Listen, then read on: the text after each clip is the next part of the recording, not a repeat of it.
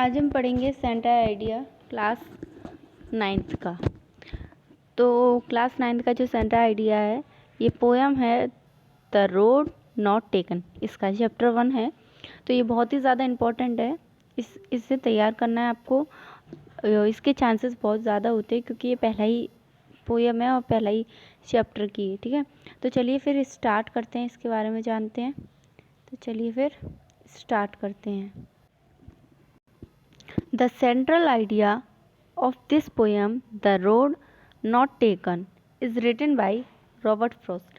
यानी जो central idea इस पोएम का, ये जो पोएम है द रोड नॉट टेकन, किसके द्वारा लिखी गई है? रॉबर्ट फ्रॉस्ट के द्वारा। ये लाइन आपके सारे सेंट्रल आइडिया में यूज़ हो सकती है।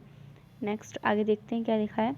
आगे लिखा है, वन मॉर्निंग, एक सुबह, in a yellow wood the poet found himself in a dilemma.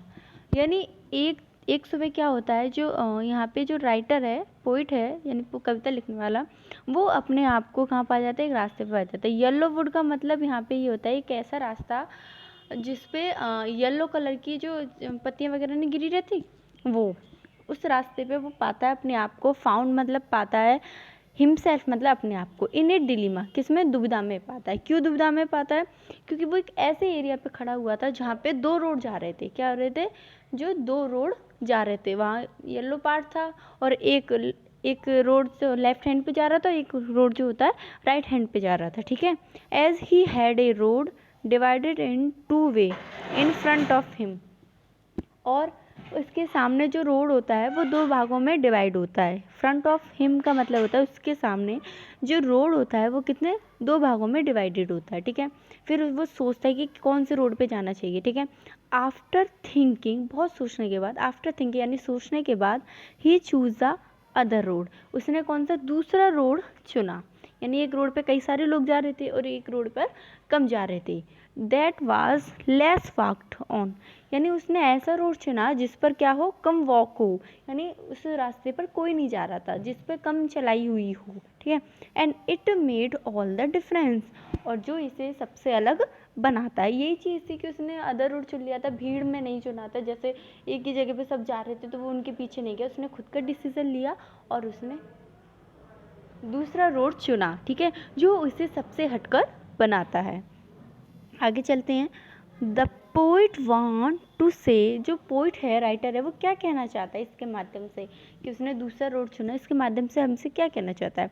कहता है कि that we find ourselves, हम अपने आप को पाते हैं, इन सच मतलब ऐसी डिलीमा यानी दुविधा में।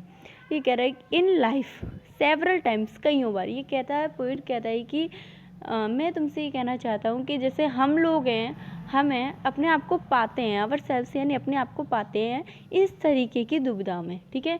जीवन में कईयों बार ऐसा आता है हमारे संग कि हमें डिसीज़न लेना पड़ता है कि हमें क्या चलना चाहिए क्या नहीं। तो इस तरीके से हमें दुविधा होती है, इस तरीके से हम अपने आप को जीवन में कईयों बार पाते हैं।